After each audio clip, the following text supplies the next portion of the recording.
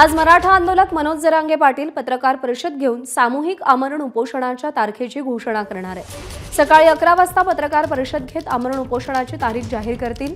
तो उपोषणाला बसण्यासाठी कोणावरही बंधन घातलं जाणार नाही। उपोषणाला कोणी बसलं नाही तरीही आपण उपोषण करणार असल्याचं जरांगे यांनी स्पष्ट केलंय।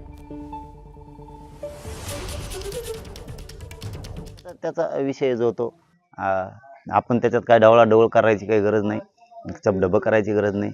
आरक्षणासाठी आम्ही लढायला खंबीर आहेत। उद्या आम्ही तारीख डिक्लेअर करणार आहेत आणि मराठी मोठ्या ताकदीनं त्या तारखेला, जी तारीख उद्या डिक्लेअर होणार आहे त्या तारखेला महाराष्ट्रातल्या कानाकोपऱ्यातले मराठी ताकदीने येणार आहेत। एवढी ताकद पुन्हा एकदा या देशाला आणि जगाला दिसणार आहे मराठी किती ताकदीने। एबीपी माझा, उघडा डोळे बघा नीट।